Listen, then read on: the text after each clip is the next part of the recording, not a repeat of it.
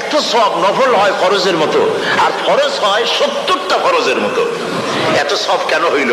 আমরা না খেয়ে থাকি সেই জন্য নাকি? বলতে পারেন কেন হলো? একটি কারণ, শাহরু রমাদান আল্লাযী উনজিলা ফীহিল কুরআন। সুবহানাল্লাহ বলবেন না? এই রমজান মাস হচ্ছে সেই মাস যে মাসে আল্লাহ রাব্বুল আলামিন কোরআনে কারীমকে নাজিল করেছেন। অন্তত ১৫০০ বছর আগে আল্লাহ রাব্বুল আলামিন নির্দেশ করে রেখেছেন, সূর্য সাদা হওয়া থেকে, পূর্ব দিগন্ত সাদা হওয়া থেকে শুরু করে পশ্চিম দিগন্তে যখন কালো হয়ে কালো রেখা দেখা দেবে, যখন মাগরিব হয়ে যাবে, সূর্যাস্ত যাবে, ততক্ষণ পানাহার আর স্ত্রী সম্ভোগ থেকে বিরত থাকো। ১৫০০ বছর আগের আল্লাহ রাব্বুল আলামিনের এই নোটিশ কিভাবে কার্যকরী হচ্ছে উম্মতের মধ্যে, মুসলমানদের ভেতরে। খাবার সামনে আছে, পিপাসা লেগেছে, এখন তো পিপাসা লাগে না, খুব ঠান্ডার সময়, এখন রোজা রাখতে খুব মজা হবে, তাই না? খুব মজার রোজা। কিন্তু এই রোজা যখন জুন মাস আর জুলাই মাসে আসবে, তখন টের পায় মানুষ রোজা কাকে বলে। প্রচন্ড পিপাসা, সামনে সব খাবার পড়ে আছে, একটা খাবারের দিকে রোজাদারের হাত যায় না, ঘড়ির দিকে তাকায় আর চুপ করে বসে বসে আল্লাহর জিকির করতে থাকে। আল্লাহ কয়, ফেরেশতারা দেখ, এই বান্দা বানাইতে নিষেধ করছিলি, সুবহানাল্লাহ। আল্লাহ খুশি হয়ে যায়। রোজাদার অপেক্ষা করতে থাকে, ঠিক যখন কাটায় কাটায় সময়টা এসে গেছে, তখন আল্লাহর নাম করে খুরমা দিয়ে পানি দিয়ে ইফতার শুরু করে দিল। আল্লাহ পাক খুশি হয়ে গেলেন। এই যে ইফতার, সারাদিন রোজা রেখে ইফতার করায় যে মজা, রোজা রাখলো না এরকম লোকেরাও কিন্তু ইফতার করে না?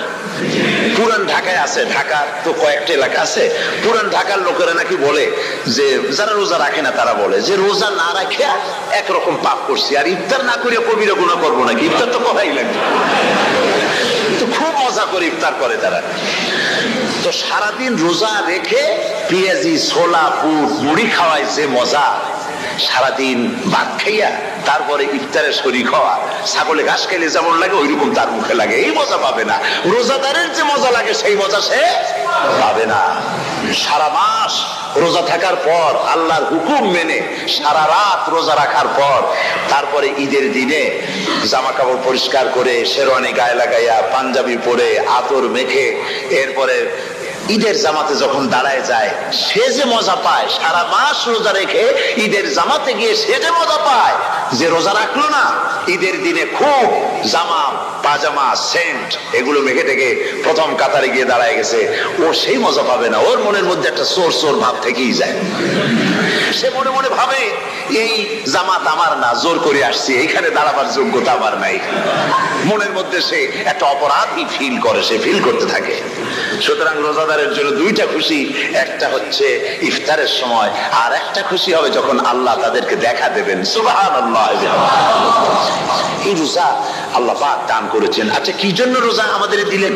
এই জন্য দিয়েছেন যে একটা মাস পৃথিবীর মুসলমানরা না খেয়ে থাকুক দিনের বেলায়, ওই না খেয়ে থাকার যে খাবারগুলি বাঁচবে, এগুলি আল্লাহ অন্য কোন এলাকার মানুষদের খাওয়াবেন নাকি? এই জন্য করেছেন রোজা, এই জন্য করেন নাই। রোজার ফজিলত আল্লাহর নবী বলেছেন, রমজান মুবারকের এত ফজিলত, মানুষ যখন কোন ইবাদত করে, আল্লাহ পাক সেই ইবাদতের নেক আমলের সওয়াব 10 থেকে শুরু করে 700 পর্যন্ত বাড়ায় দেন। 10 থেকে শুরু করে 700 বাড়ায় দেন, ইল্লা সাওম, রোজা ছাড়া। নবীজি বলেছেন, রমজান মুবারকে কেউ যদি একটি নফল কাজ আদায় করে, একটি নফল ইবাদত করে, অন্য মাসের একটি ফরজ আদায় করার সওয়াব আল্লাহ পাক নামায়ে আমলে দিয়ে দিবেন।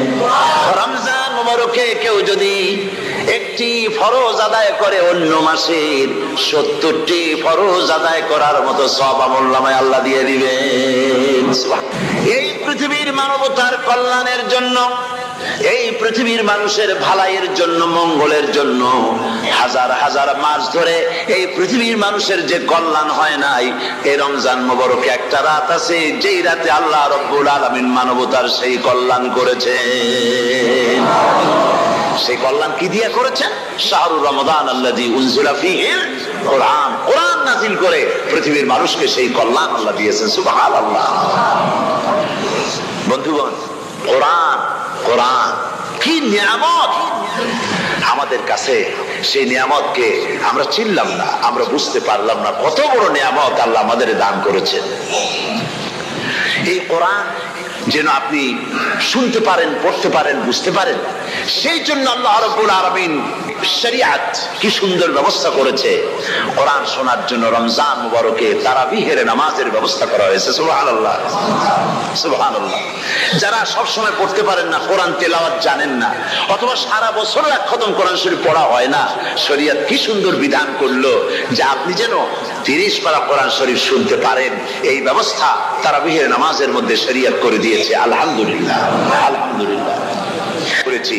হযরত ওমর রাদিয়াল্লাহু তাআলা আনহু রাতের বেলায় ঘুরতে ঘুরতে দেখেন এক বাড়িতে আলো জ্বলছে, শেষ রাত। এই রাত্রে বাড়িতে আলো জ্বলে কেন? ভাবলেন কোন অসুখ বিসুখ হলো নাকি। তো উনি কাছে গেছেন, গিয়ে কান পেতে শুনতেছেন, কান পেতে শুনতেছেন।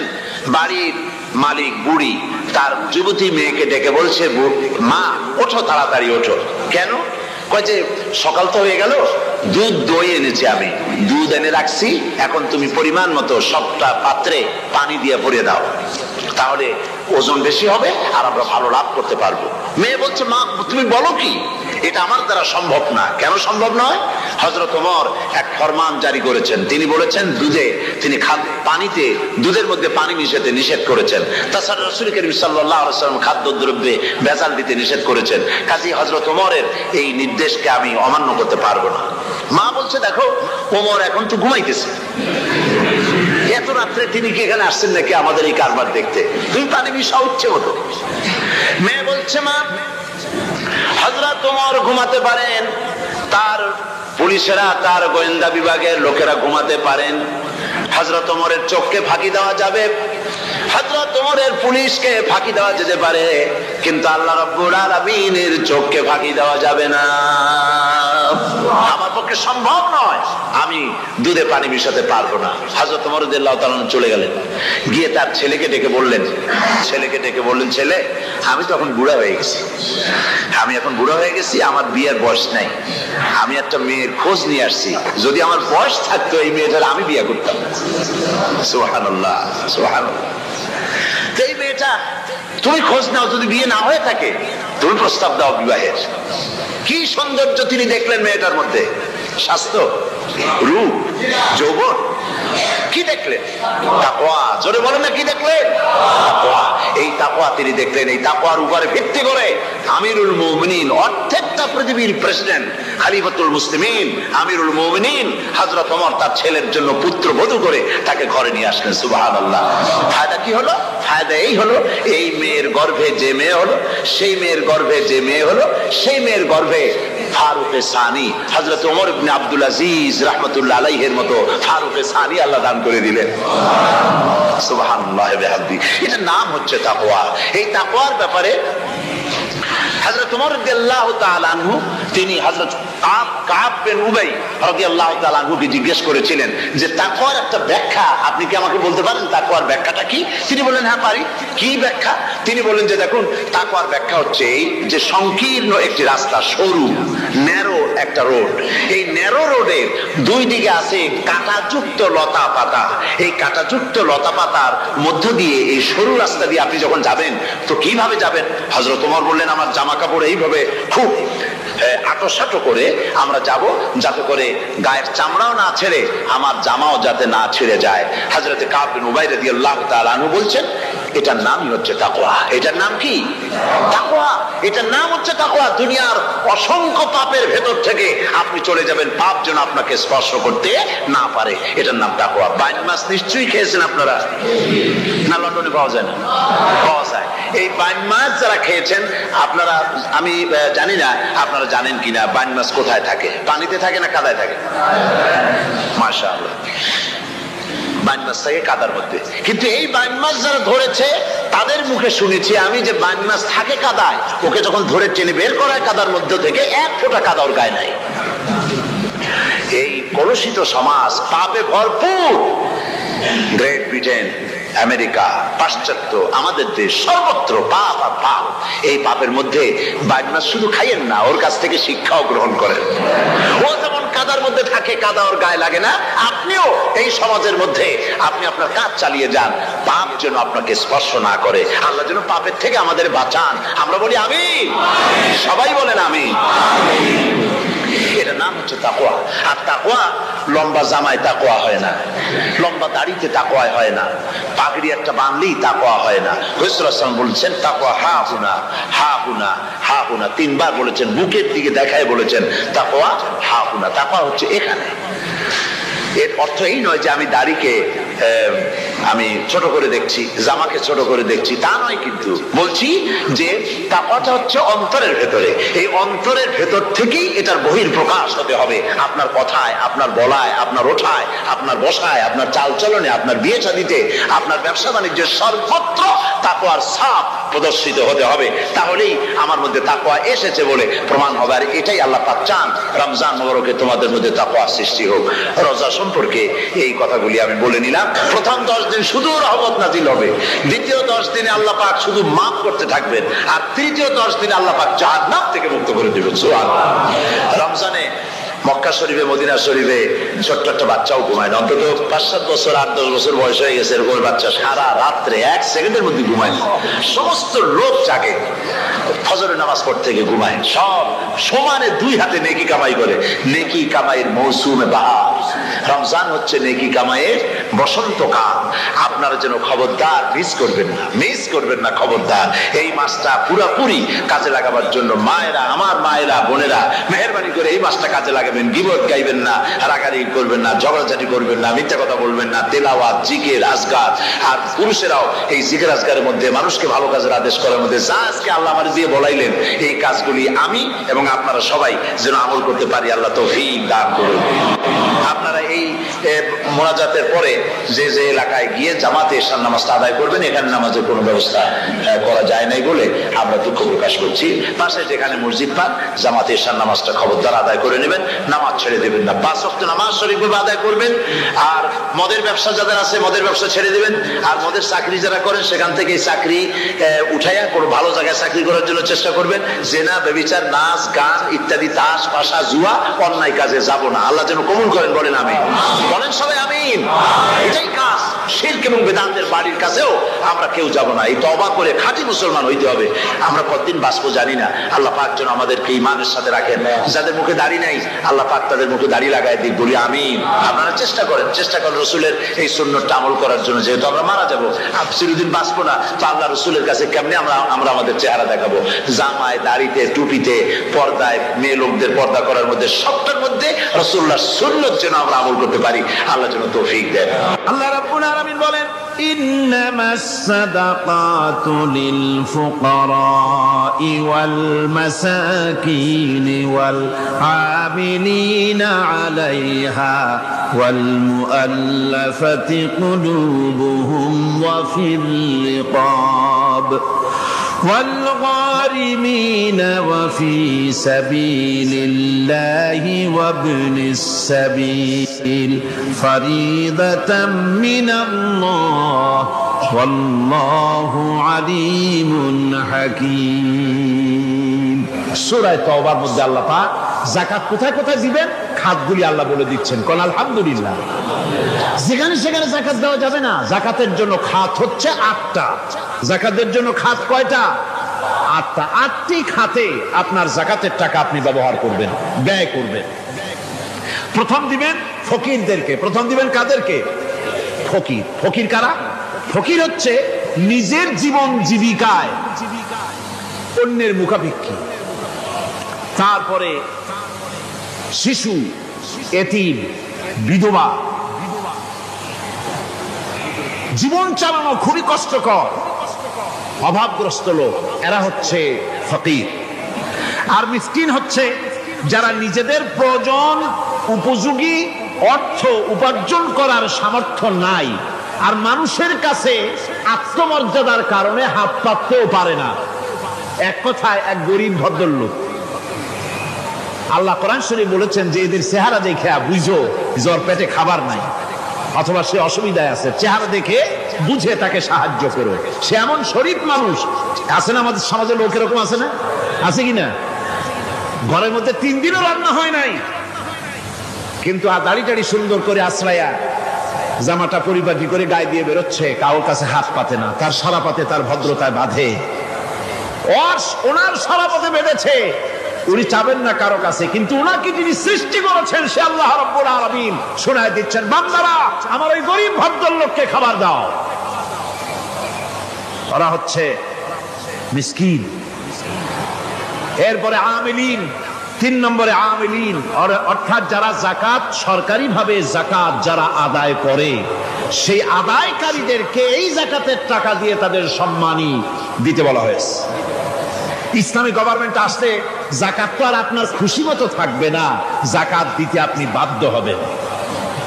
যাকাত দিতে আপনি বাধ্য হবেন। যাকাত আদায় করবে গভর্নমেন্ট। কে আদায় করবে? গভর্নমেন্ট আদায় করবে, আর গভর্নমেন্ট ডিস্ট্রিবিউট করবে। ওয়াল মুআল্লাফাতিল কুলুব, মনতুষ্টির জন্য, যাদের মন জয় করতে হবে এই ধরনের লোকদেরকে। ওয়ার রিকাব, আর গলদেশের মুক্তিদানের জন্য। ওয়াল গারিমিন, আর ঋণগ্রস্ত ব্যক্তি, তাও আবার এমন পর্যায়ের যে ঋণ পরিশোধ করতে গেলে যদি তার এমন অবস্থা হয় যে তার কাছে যাকাত দেওয়ার মতো টাকা থাকে না, এরকমের অবস্থা যদি হয় তাহলে যাকাতের টাকা দিয়ে তার ঋণ পরিশোধ করে দেওয়া যেতে পারে। ফি সাবিলিল্লাহ। এরপরে হচ্ছে জিহাদের রাস্তা। জিহাদের রাস্তা মানে জিহাদ যখন শুরু হবে সেই জিহাদের ময়দানে আপনি বন্দুক রাইফেল কিনে দেওয়ার সাহায্য করবেন সেটা নয়, কিন্তু শুধু এটা কি বোঝানো হয় নাই, ফি সাবিলিল্লাহ বলতে বোঝানো হয়েছে আল্লাহর রাস্তায় সংগ্রামরত সব ব্যাপারে আপনি সাহায্য করবেন, ইসলামী আন্দোলনের জন্য করবেন। যারা ইসলামের জন্য বইপত্র লেখে তাদের জন্য করবেন, যদি পয়সায় কুলাতে না পারে সেখানে সাহায্য করবেন। ইসলামী আন্দোলনকে বিজয় করার জন্য সাহায্য করবেন। এক কথায় আল্লাহর রাস্তা বলতে যা বুঝায় এগুলিকে দিবেন। ইবনে সাবিল, এরপরে পথিক মুসাফির। পথিক মুসাফির সে যদি বাড়িতে ধনী থাকে, ঢাকায় ধনী, কিন্তু চট্টগ্রামে এসে সর্বহারা হয়ে গেছে, টাকা পয়সা সব লুটপাট হয়ে গেছে, এখন বাড়ি ফেরার উপায় নাই, যাকাতের টাকা দিয়ে তাকে সাহায্য করা যেতে পারে। এই 8টি খাতে এভাবে যাকাত দেওয়ার জন্য আল্লাহ খাত সৃষ্টি করেছেন। কয়টা খাত হলো? 8টা খাত। কোরআনে কারীমের 3টি আয়াতে যাকাতের কথা এভাবে বলা হয়েছে, ইয়া আইয়ুহাল্লাযীনা আমানু আনফিকু মিন তাইয়্যিবাতি মা কাসাবতুম ওয়া মিম্মা আখরাজনা লাকুম মিনাল আরদ। হে ইমানদার লোকেরা, তোমরা যে সব পবিত্র অর্থ সম্পদ উপার্জন করো সেগুলি, এবং আমি জমিন থেকে তোমাদের যে ফসল দান করি, ফসল উৎপাদন করে দেই, তার থেকে তোমরা আল্লাহর পথে খরচ করো। এগুলো 1 নম্বর আয়াত। 2 নম্বর, প্রথম আয়াত বলা হয়েছে সূরা বাকারায়, আর সূরা আনআমে বলা হচ্ছে কুলু মিন সামারিহি ইযা আসমারা ওয়া আতু হাক্কাহু ইয়াওমা হাসাদিহি। তার উৎপাদিত ফল ফসল তোমরা খাও, আর ফসলের একটি অংশ ফসল কাটার দিনেই আল্লাহর হকটা, আল্লাহর অধিকারটা আদায় করে দাও। যেদিন তোমরা ফসল কাটবে সেদিনই অধিকারটা আদায় করে দাও। এই যে একটা ফরজ, এই ফরজটা মুসলমানেরা বেমালুম ভুলে গিয়েছে। ফসলের যাকাত তারা দেয় না। ফসলের যাকাতকে বলা হয় ওশর। কি বলা হয়? ওশর। এই ওশর এখন যদি আপনি গ্রামে গিয়া কোন শিক্ষিত লোককেও যদি জিজ্ঞেস করেন, ভাই ওশর কি চেনো, সে বলবে, ভাই ওশর এটা কি জাতীয় প্রাণী, সারপোকা না তেলাপোকা না আরশোলা, আমি তো এই নামটাম তেমন শুনি করি নাই, বুঝবি না ওসবটা কি জিনিস। অথচ নামাজ রোজার মতোই ফরজ ওশর আদায় করা। কবে আদায় করবেন? যেদিন আপনি ফসল কাটবেন সেই দিনই ওশর আদায় করে দিবেন। পরিমাণটা কি হবে? পরিমাণ হবে আকাশের বৃষ্টির পানি দিয়ে, আকাশের বৃষ্টির পানি দিয়া যদি ফসল হয় তাহলে দিবেন 10 ভাগের 1 ভাগ। 10 মণ যদি ধান হয়, গম হয়, ডাল হয়, 1 মণ আল্লাহর অধিকার আদায় করে দিবেন। অধিকারটা কার? আল্লাহ কি করবে দিয়ে? আল্লাহর অধিকার মানে গরিবের অধিকার, গরিবের হক। এই অধিকারটা আদায় করে দাও। 10 মণ হলে কয় মণ? কি হলে? যদি আকাশের বৃষ্টির পানিতে হয়। আর যদি আপনার সেচের মাধ্যমে হয়, সেচ পরিকল্পনার মাধ্যমে পয়সা খরচ করে পেট্রোল ডিজেল লাগায়া ইঞ্জিন চালায়া পানি উঠাইয়া কষ্ট করে ফসল ফলাইছেন, তাহলে আল্লাহ পাক বলছেন 10 মণে 1 মণ দেওয়া লাগবে না, তোমার খরচ হইছে বেশি। বান্দারে, তোমার উপরে আল্লাহ পাক জুলুম করবেন না, এবার 20 মণ হলে তার থেকে 1 মণ দিও। সুবহানাল্লাহ। ওয়ামাল্লাহু বিযাল্লামিন লিল আবিদ। আল্লাহ রাব্বুল আলামিন তার বান্দার উপরে জুলুম করেন না। সুবহানাল্লাহ।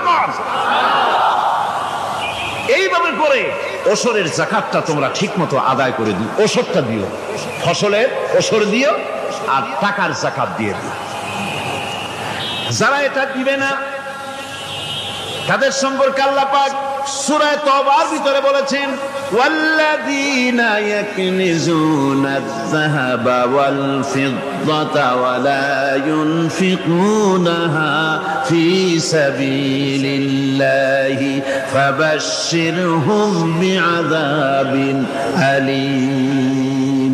যারা নাকি স্বর্ণ এবং রৌপ্যকে সঞ্চয় করে, জমা করে, ওয়ালা ইউনফিকুনাহা ফী সাবিলিল্লাহ, আর আল্লাহর রাস্তায় তা খরচ করে না, ফাবাশশিরহুম বিআযাবিন আলীম, তাদেরকে কঠিন পীড়াদায়ক শাস্তির সুসংবাদ দাও। পীড়াদায়ক শাস্তির কি দাও? শাস্তির কি সুসংবাদ হয় নাকি? হয়তো উচিত ছিল শাস্তির দুঃসংবাদ শোনাও, না, আল্লাহ বলছেন সুসংবাদ শোনাও। এটার দৃষ্টান্তটা আমার ভাষায় আমি মানুষকে এভাবে বুঝাই। ছেলে খুব দুষ্ট, দুষ্টামির ঠেলায় অস্থির, তার মা মোটেই সামলাতে পারছে না। তখন মা বলে, বেটা আমার কথা তো শুনলি না, তোর বাবা আসুক, তারপরে আমি তারে নালিশ করব। এমন পিট্টি দেবে, মজা টের পাবি। তখন পিট্টি দিলে কি মজা লাগে নাকি? তার মানে শাস্তির তীব্রতা বুঝাবার জন্য বলা হচ্ছে, মজাটা টের পাবা। আল্লাহ রাব্বুল আলামিন বলছেন, কঠিন পীড়াদায়ক শাস্তির সুসংবাদ ওদের দাও। সোনা রূপা যারা জমা করে রাখে, যাকাত দেয় না, আল্লাহর রাস্তায় খরচ করে না। সোনা এখন পুরুষেরও ব্যবহার করা আরম্ভ করছে। অবশ্য চিটাগংয়ে এমন কাম শুরু হয়নি। ছাত্র, শিক্ষক, অফিসার গলায় একটা সোনার চেন, শীতের দিনেও সামনের বোতাম খুলে রাখে যাতে চেনটা সকলে দেখে। মিয়া সাহেব, এটা সোনার চেন না, জাহান্নামের আগুনের শিকল পড়েছ।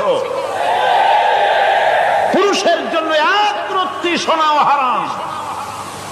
তোমার শরীরের সৌন্দর্য বাড়াবার জন্য স্বর্ণ ব্যবহার করতে পারবে না।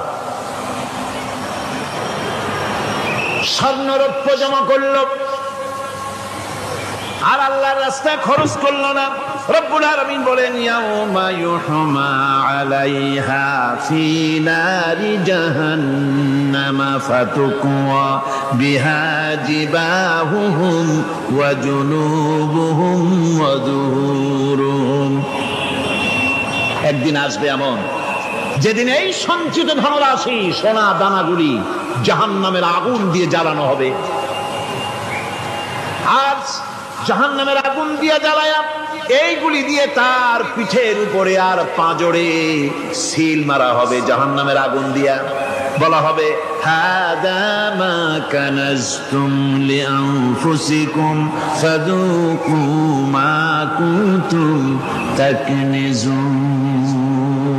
মজা চাখো, স্বাদ গ্রহণ করো।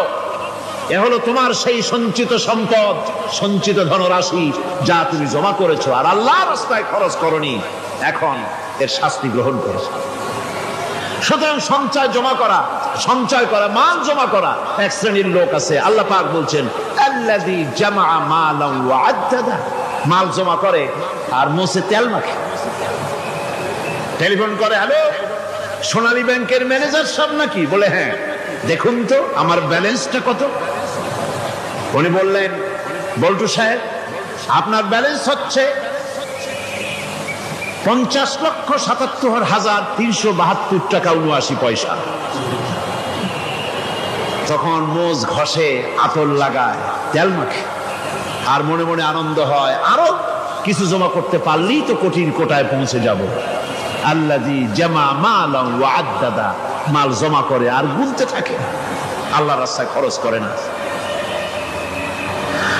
আল্লাহ রাব্বুল আলামিন বলছেন, খুয মিন আমওয়ালিহিম সাদাকাতান তুতাহহিরুহুম ওয়া তুযাক্কিহিম বিহা, তাদের অর্থ সম্পদ থেকে যাকাত উসুল করে তাদেরকে পবিত্র করে দাও।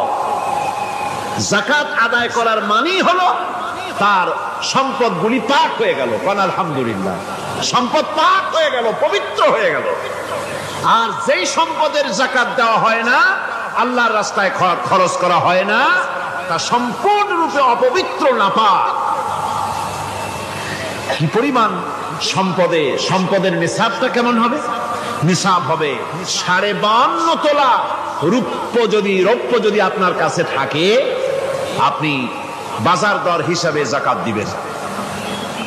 স্বর্ণ 7.5 তোলা পর্যন্ত যদি হয়ে যায়, তাহলে অবশ্যই বাজার দর হিসাবে প্রতি বছর তার যাকাত দিবেন। ছাগল যদি 40টা থাকে, যাকাত দিবেন। গরু যদি 30টা থাকে, তাহলে যাকাত দিবেন। যাকাতের মাসলাটা খুবই কঠিন, যেখানে সেখানে গিয়ে জিজ্ঞেস করে এর জবাব পাওয়া সুকঠিন হয়ে যাবে। এই জন্য মাল পবিত্র করার জন্য, জাহান্নামের কঠিন শাস্তি থেকে বাঁচার জন্য আমি আপনাদেরকে উপদেশ দেব, সাজেশন করব, পরামর্শ দেব একটা বই পড়ার জন্য। বইটা লেখক হচ্ছেন আল্লামা ইউসুফ আল কারজাবী।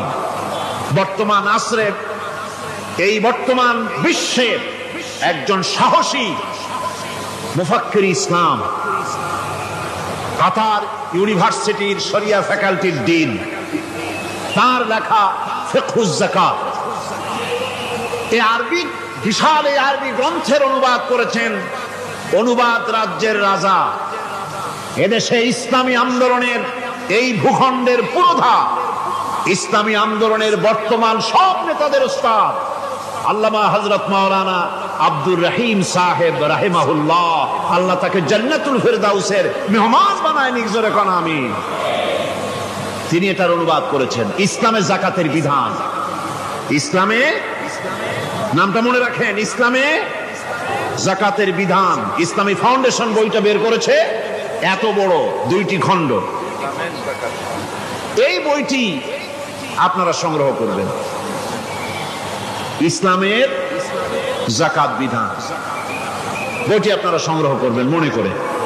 আল্লাহর রাহে যে আপনি খরচ করবেন, সেই খরচ করার জন্য আল্লাহ রাব্বুল আলামিন কয়েকটা মূলনীতি দিয়েছেন।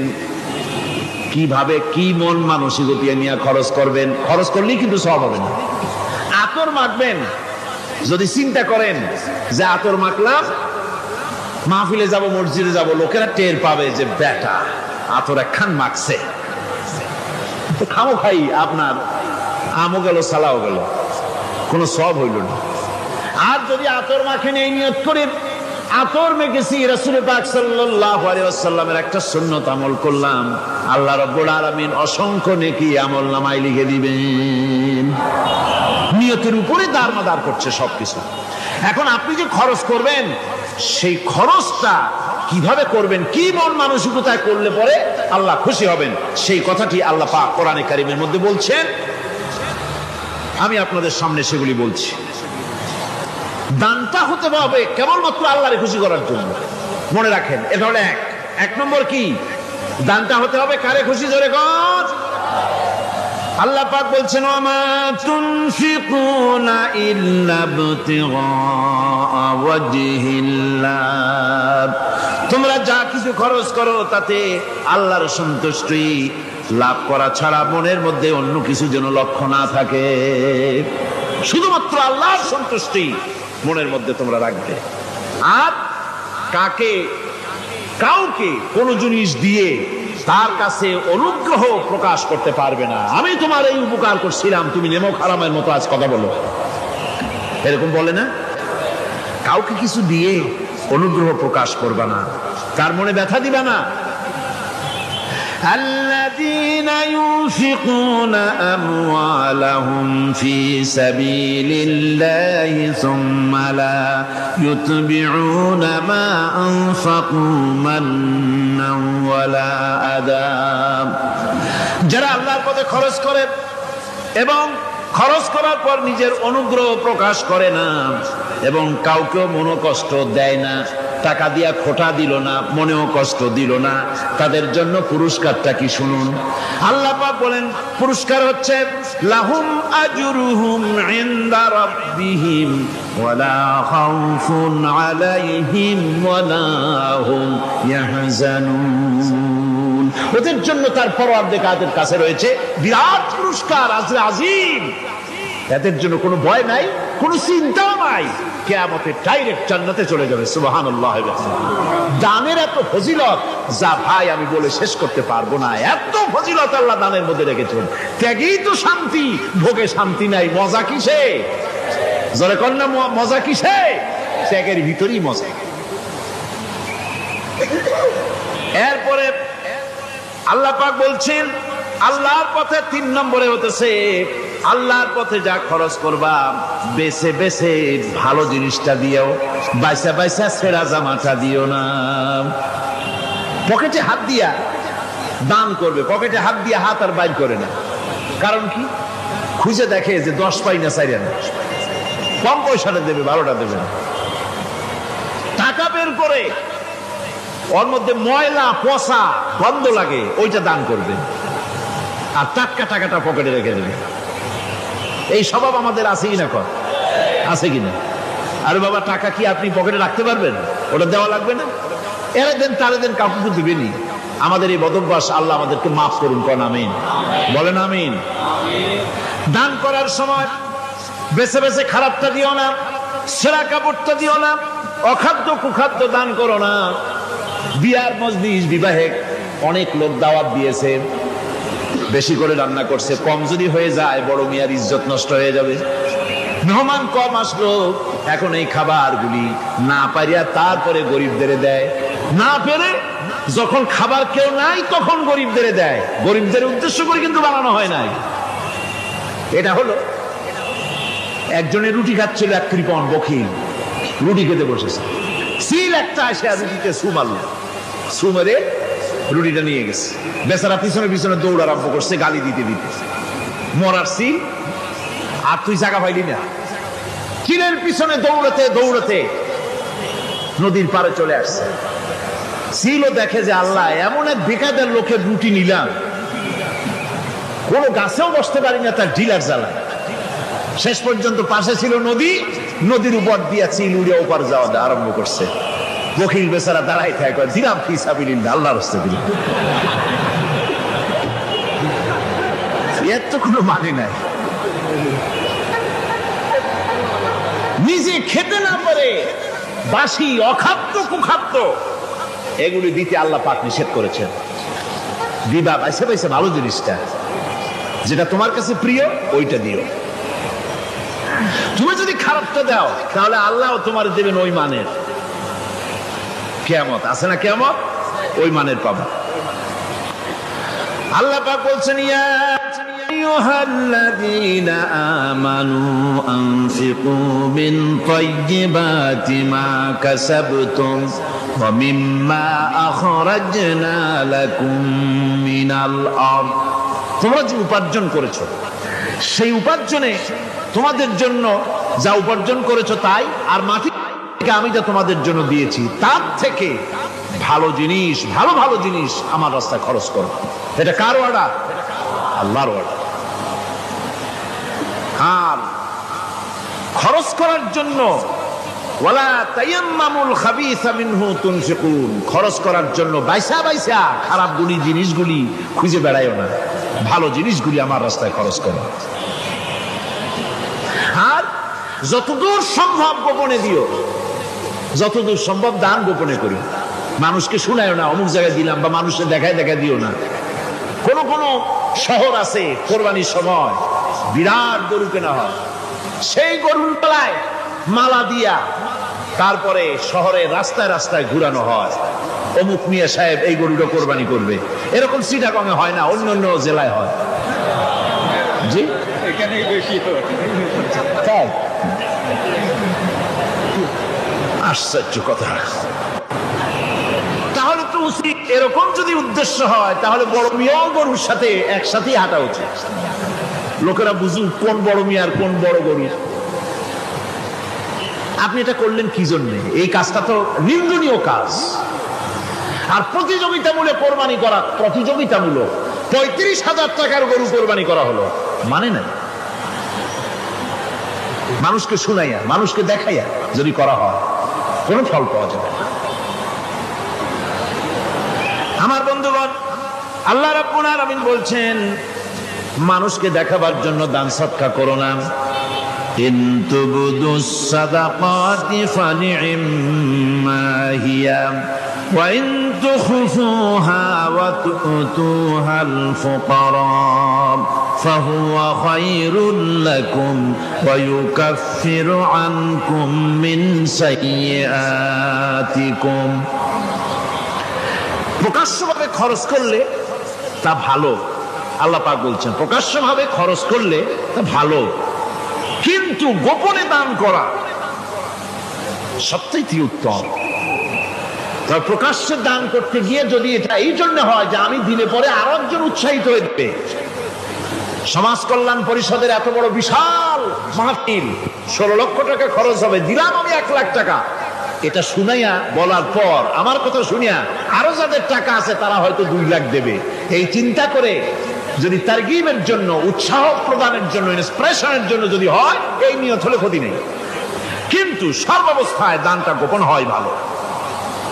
আল্লাহ পাক বলেন গোপনে যদি তুমি দান করো তাহলে আমি রব্বুল আলামিন ওই গোপন দানের বিনিময় তোমার সমস্ত গোপনীয় গুনাহগুলি আমি রব্বুল আলামিন মাফ করে দেব,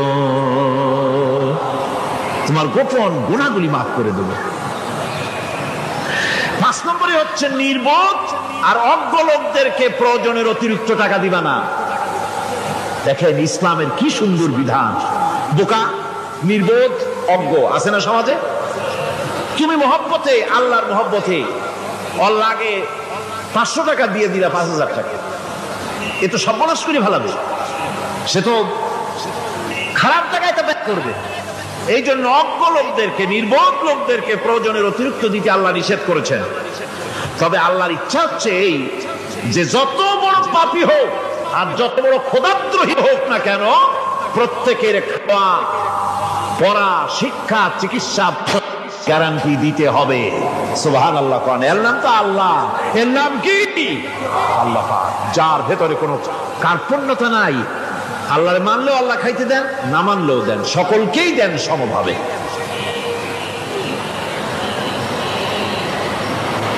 6 নম্বরে হচ্ছে কারো প্রয়োজন পূরণের জন্য যদি ধার দেওয়া হয়, যদি কাউকে ধার দেন, ধার করার জন্য বারবার তাকে টাকাটা দেওয়া যাবে না।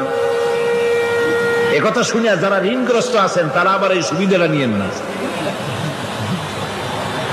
সামর্থ্য থাকতে যদি যার কাছ থেকে ধার এনেছেন তাকে যদি কষ্ট দেন, অবশ্যই আল্লাহর কাছে আসামি হতে হবে কিয়ামতের দিন, কোনো সন্দেহ নাই।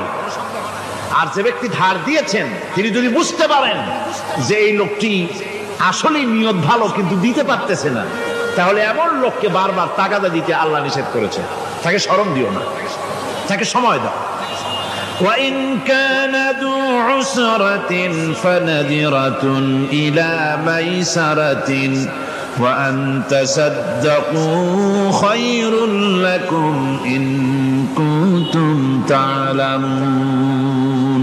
ঋণগ্রস্ত ব্যক্তির আর্থিক অবস্থা খারাপ হলে সচ্ছল হওয়া পর্যন্ত তাকে সময় দাও, আর তাকে যদি ক্ষমা করে দিতে পারো সেটা তো অনেক ভালো কথা, আল্লাহ তোমার প্রতি রহম করবেন। যদি ক্ষমার তাকে যদি সে দিতেই পারবে না এমন অবস্থা যদি হয়, তাহলে তাকে তুমি ক্ষমা করে দিও।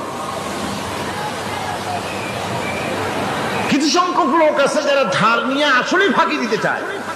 আছেন এমন সমাজে না? নাই। কিছু লোক আছে ধার নেয়, ভাই দেব 1 মাসের মধ্যে, কোনো সন্দেহ নাই। 6 মাস যায় তারপরেও দেয় না, অন্য কাজ করে মিটাই, অন্য কাজ মিটায়, কিন্তু এর টাকা পরিশোধ করে না। এরকম লোকও আছে যারা আল্লাহর কাছে দায়ী হবে। একবার পত্রিকায় দেখেছিলাম কার বাড়িতে কার্টুন দিয়েছে, বাড়িতে বিরাট সাইনবোর্ড লাগাইছে, কুকুর হইতে সাবধান। তার বন্ধু বলছে, ভাই তুমি কুকুর কিনলে কবে? কয় যে না, কুকুর কিনি নাই, সাইনবোর্ড লাগাইছি পাওনাদারদেরকে ঠেকাবার জন্য, যাতে সহজে বাড়ির মধ্যে না ঢোকে। এই চালাকিটা আর কেউ বুঝুক আর না বুঝুক, আল্লাহ পাক তো খুব ভালো করেই বোঝেন। 7 নম্বরের কথা হলো দান করার ব্যাপারে, যে আপনি দান করতে করতে যা আছে সব ফতুর করে ফেলাবেন, এটা কিন্তু ইসলাম চায় না। আপনার সন্তান সন্ততিকে বঞ্চিত করে, স্ত্রী পুত্রকে বঞ্চিত করে সমানে দান করবেন, ঘরে না খায়া থাকবেন, এই অবস্থা যেন না হয়। খরচ করবেন কি? আল্লাহ পাক বলছেন, وَيَسْأَلُونَكَ مَاذَا يُنْفِقُونَ قُلِ الْعَفْوَ। নবী আপনাকে প্রশ্ন করা হয় কি খরচ করব? আপনি বলুন প্রয়োজনের অতিরিক্ত জিনিস যেটা আছে সেটাই আল্লাহর জন্য খরচ করে দাও। তোমার প্রয়োজন যখন মিটে গেছে, ব্যাংকের মধ্যে অসংখ্য টাকা জমা রাখা খালি গুনতেছে বসে বসে, তা না করে অভাবগ্রস্ত মানুষদের প্রয়োজন মিটাও। খরচ করার ভিতরে আর খরচ না করার ভিতরে ভারসাম্য রক্ষা করতে হবে।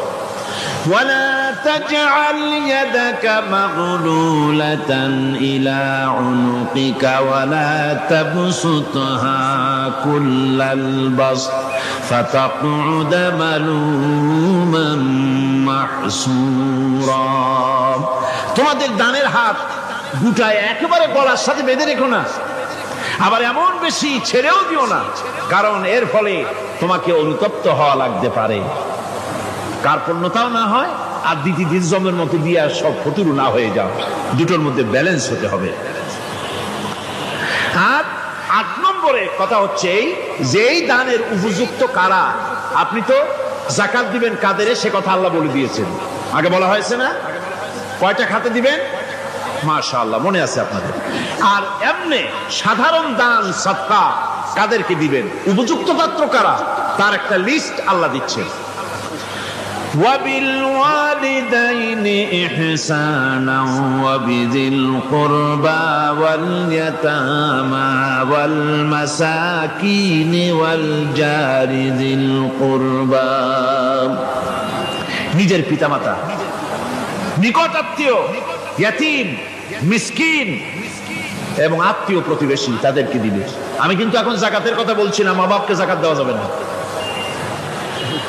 এটা হচ্ছে দান, সহযোগিতা করা, ইহসান করা। এই ইহসান মা বাপকে, প্রতিবেশী আত্মীয় যারা, মিসকিন যারা, এতিম যারা, অনাত্মীয় প্রতিবেশী যারা, চলার সাথী, প্রবাসী এবং নিজের চাকর চাকরানি যা কিছু আছে, এই সকলকেই এই সাহায্য করতে হবে, এ কথা আল্লাহ বলে দিয়েছেন। এবং আমরা যে আয়াত আলোচনা করতেছি সে আয়াতের ভিতরেও এই ফিরিস্তি আল্লাহ পাক বলে দিয়েছেন।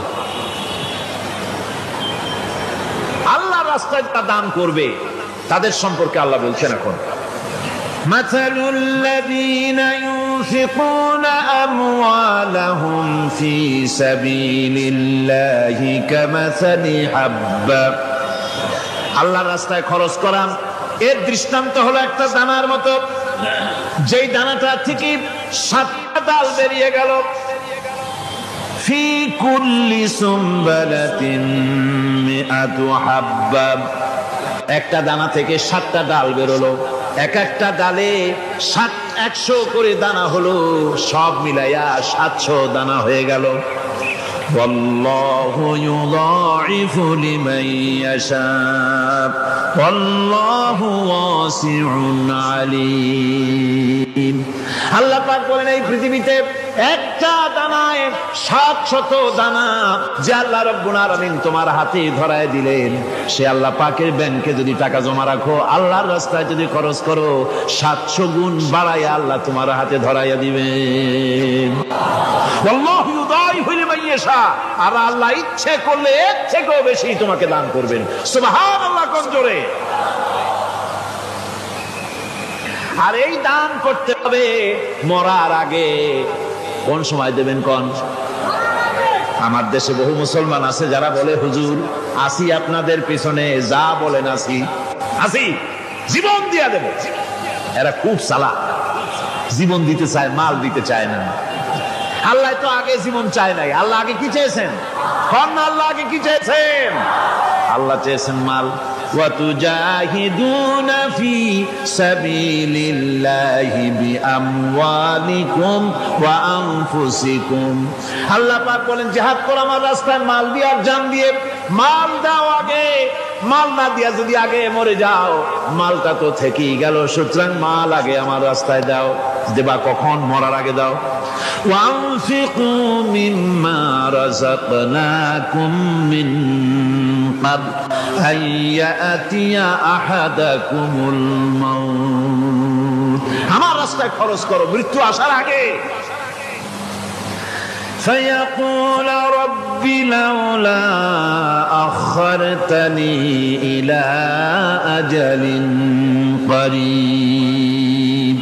যদি মরার আগে না দাও, মৃত্যুর সময়, মৃত্যু যখন এসে গেল সেই সময় যদি বলো, অনুশোচনা যদি করো, আরে যদি আমি সময় পাইতাম, একটুখানি যদি সময় দিতে আল্লাহ, একটু সময় আমারে যদি দাও, ফাসাদদাকা ওয়া আকুম মিনাস সালিহিন। দান সদকা করব, সব আল্লাহর রাস্তায় দিয়ে দেব, আর আমি সালেহ বান্দাদের মধ্যে শামিল হয়ে যাব। আল্লাহ একটু সময় আমারে দাও।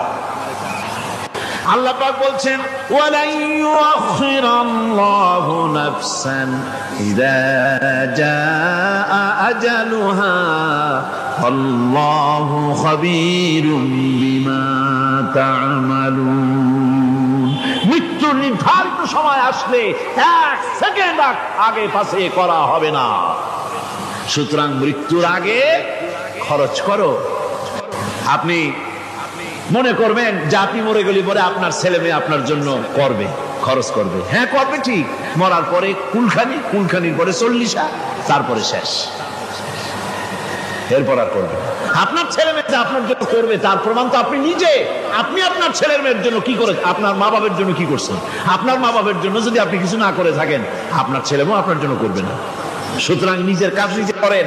আপনার পিঠ যদি চুলকায়, আর নাতিরে যদি বলেন নাতি পিঠটা চুলকায় দাও, সে যে জায়গা চুলকাবে আপনি করবেন উত্তর দিকে, সে উত্তর দিকে, দক্ষিণ দিকে, উপরে, নিচে, পিঠে, পাশার কাছে, যে জায়গায় আঙুল দেবে আপনি করবেন ওখানে না, আবার আরেকটু উপরে দাও, আরেকটু পাশে দাও, জায়গা মতো পড়বেই না। আর কষ্ট করে নিজের হাতটা যদি পৌঁছাইতে পারেন জায়গা মতো পড়ে, একবার চুলকানি মারলেই চুলকানি শেষ, ঠিক কিনা?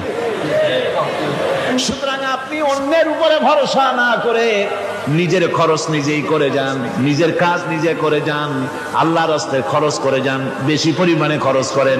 যত খরচ করবেন আল্লাহ রাব্বুল আলামিন রাজি হয়ে যাবে। কোন সুবহানাল্লাহ। ভিত্তিক অর্থ ব্যবস্থা কায়েম করে, আর অনিসলামিক সরকার সুদ ভিত্তিক অর্থ ব্যবস্থা কায়েম করে। যাকাত আর সুদের মধ্যে পার্থক্য কি?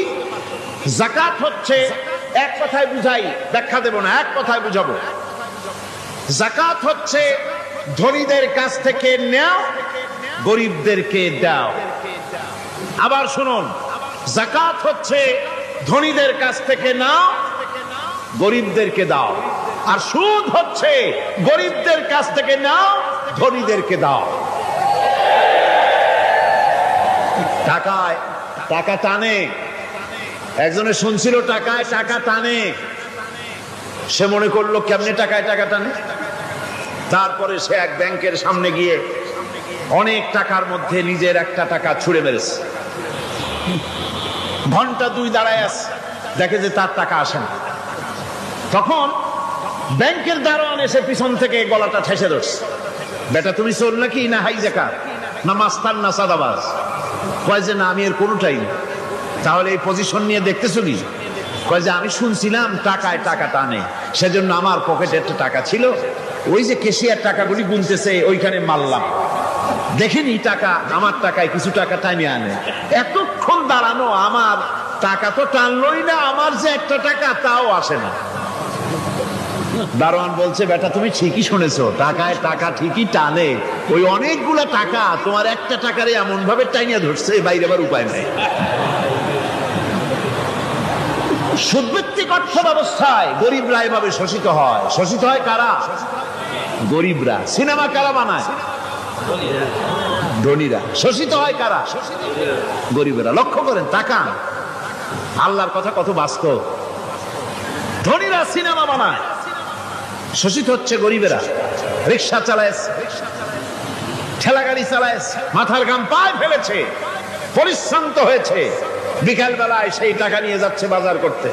সিনেমা হলের সামনে যায় দেখে সর্বনাশ, যুবক একটা যুবতীর জড়ায় ধরছে দুই হাত দিয়া, নিচে লেখা কি যে প্রেম আর কত যে জ্বালা। বেচারা গরিব মানুষ মাথা গরম হয়ে গেছে এটি দেখিয়া, যে বাইরে যদি এত জ্বালা, ভিতরে না জানি কত মজা। যে টাকা দিয়ে চাউল কিনতো সেই টাকা দিয়া টিকিট কিনে সিনেমায় ঢুকলো। এর মাথা ঘামানো পয়সাগুলি পাইলো কে? বড় লোকই পেল। বড় লোকেরা ব্যাংকে টাকা রাখে, গরিব মানুষেরা ব্যাংক থেকে টাকা লোন নেয়। কৃষি লোন নিল, গরু কিনলো, বীজ কিনলো, সার কিনলো। আকাশ থেকে বৃষ্টি হলো না, অনাবৃষ্টি অতিবৃষ্টি খরার কারণে ফসল হলো না। ব্যাংক কি তার লোন মাফ করবে? তার সুদ মাফ করবে? শেষ পর্যন্ত গরুটা বেচা, মায়ের হাতের বউ হাতের শেষ চুরি গাছা বিক্রি করে লোন পরিশোধ করলো। বড় লোকের টাকা ওখানে ছিল, ওই টাকায় আরো টাকা গিয়ে জমলো, আর গরিব ফতুর হয়ে গেল। এই জন্য আল্লাহ পাক বলেছেন সুদ হচ্ছে ওয়াহাল্লাল্লাহুল বায়আ ওয়া হাররামা রিবা। আল্লাহ পাক ব্যবসাকে করেছে হালাল, সুদকে করেছে হারাম।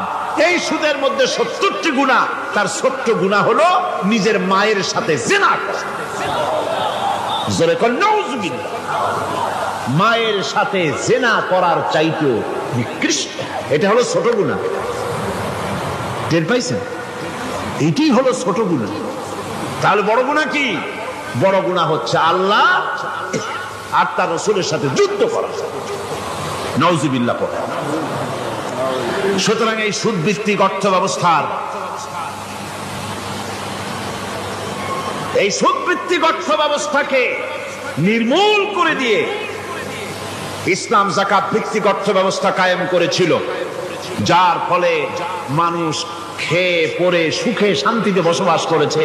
চুরি নাই, ডাকাতি নাই, জেনা নাই, ব্যভিচার নাই, হত্যা নাই, ধর্ষণ নাই। এমন এক সময় এসেছিল কোরআনে কারিমের বরকতে, যাকাত ভিত্তিক অর্থনীতির বরকতে, এমন এক সময় এসেছিল ময়দানে ঢোল পিটানো হতো বাজারে বাজারে, যাকাত কে নেবে, যাকাত কে নেবে, যাকাত কে নেবে। একজন মানুষও খুঁজে পাওয়া যায় নাই যে বলবে যাকাত আমার দরকার। গল্প করলাম? এটা কি গল্প? এটা বাস্তব।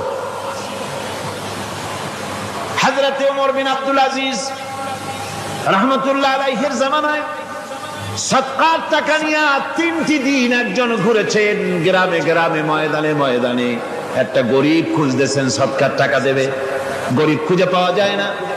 ক্লান্ত শ্রান্ত হয়ে মরুদ্যানের ভিতরে আরাম করতেছেন, এমন সেখানে আর একটা লোক আসছে, ধুলা মলিন বড় একটা বস্কা তার সাথে। এই লোকটি তার কাছে গিয়ে বলছে, ভাই আল্লাহ আপনারে আমারে মিলাই দিছে, 3 দিন পর্যন্ত ঘুরেছি কিছু সদকার টাকা নিয়ে, এত বড় দেশের এত জায়গা ঘুরলাম, একটা গরিব পাই নাই যে তারে দেব, আল্লাহ আপনারে মিলাই দিছে, নেন এই টাকাগুলা। কয় যে তোমার মাথা খারাপ না স্কুল উঠিলা? তুমি কি মনে করছো আমার এই বস্কার মধ্যে ছেঁড়া খাতা? তোমার টুপলায় যে টাকা আছে আমার বস্তায় তার থেকে অনেক বেশি টাকা আছে। তুমি ঘুরতেছো 3 দিন, আমি ঘুরতেছি সপ্তাহ কাল, একটা ভিক্ষুক পাই নাই। এটা কিসের বরকতে? ইসলামী অর্থনীতির বরকতে। যখন কিসের বরকতে? কপাল পোড়া জাতি, কপাল পোড়া জাতি। সেই বরকতপূর্ণ সমাজ ব্যবস্থার দিকে না গিয়ে কোন নেতা কোন নেত্রী কি কইল সেদিকে দৌড়ায়, সেদিকেই দৌড়ায় পাগলের মতো। হেমিলেনের বংশীবাদক বাঁশি বাজায় চললো, আর ইঁদুর বাঁদর সব পিছনে ছুটলো। এর কোন মানে হয় না। যাকাত হচ্ছে পবিত্র করে দেওয়া। নামাজের পর ইসলামের সবচাইতে গুরুত্বপূর্ণ ব্যাপার হলো নামাজ। নামাজের পরই গুরুত্বপূর্ণ ব্যাপার হচ্ছে যাকাত। আর ইবাদতের বেলায় সাধারণত নামাজের পরে আমরা রোজা বলি, নামাজ রোজা, কিন্তু আসল কথা হচ্ছে নামাজের পরেই যাকাত। কোরআনে কারিমে এভাবেই বলা হয়েছে। নামাজ এবং যাকাত এই দুটি জিনিস হচ্ছে ইসলামের প্রধান স্তম্ভ। ইসলামী রাষ্ট্র যদি হয়, যদি দেশটা ইসলামী রাষ্ট্র হয়ে যায়, তাহলে মুমিনরা যদি ক্ষমতায় আসে তাহলে কি কাজ করবে? আল্লাহ রাব্বুল আলামিন কোরআনে কারীমের মধ্যে বলেছেন, আল্লাযীনা ইম্মাক্কান্নাহুম ফিল আরদি আকামুস সালাত ওয়া আতাউজ যাকাত। আমার মুমিন বান্দারা যদি ক্ষমতায় আসে, মুমিনরা যদি ক্ষমতা পায়, তাহলে চারখানা কাজ করবে। কয়খান কাজ? জোরে চিল্লায় কোন কয়খান? প্রথম কাজ, ক্ষমতায় এসেই নামাজ প্রতিষ্ঠা করবে। প্রথম কাজ কি? নামাজ প্রতিষ্ঠা করবে। সে নামাজের কথা বলবো কালকে। 2 নম্বরের কাজ হলো যাকাত আদায় করবে। 2 নম্বরের কাজ কি? যাকাত আদায় করবে। যাকাত বোর্ড গঠন করবে না, যাকাত আদায় করবে। যে সরকার নামাজ প্রতিষ্ঠা করে না, সে সরকারের যাকাত বোর্ড করে যাকাত আদায় করার অধিকার থাকার কথা নয়। সুবিধাবাদ জিন্দাবাদ দিলে তো চলবে না। যাকাতের টাকা নিয়ে করেন কল্যাণমূলক কাজ, কিন্তু আল্লাহর হুকুম তো সেরকম না। আল্লাহর প্রথম হুকুম হলো নামাজ।